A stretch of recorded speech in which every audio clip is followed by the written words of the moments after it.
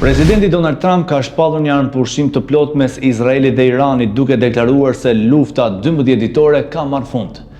Në një postim në rrjetin e tij social ai shkroi se palët kanë rënë dakord për ndalimin e luftimeve me një fazë tranzicioni që do të zgjasë 12 orë dhe një zbatim të plot të paqes brenda 24 orëve.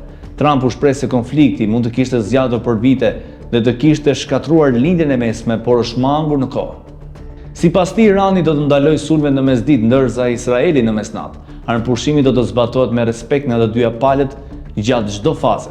Megjithatë, disa orë pas deklaratës, Irani nisi një sulm me raketa ndaj një bazë amerikane në Katar, duke rritur sërish tensionet. Raketat u interpretuan nga mbrojtja ajrore pa shkaktuar shumë viktima, ndërsa SBA duket se ishte palemruar për sulmin. Izraeli nga ana tjetër raportoi lëshimin e raketave nga Irani drejt territorit të tij, duke urdhëruar qytetarët të futen në strehimore.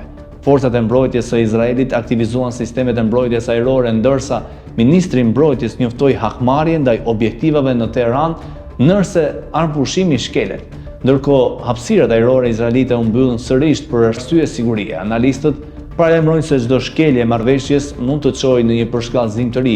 Deri tani Irani nuk ka dhënë konfirmim zyrtar për sulmin, ndërsa bota ndjek me shqetësim zhvillime që mund të vendosë në rrezik paqen e brishtë në rajon.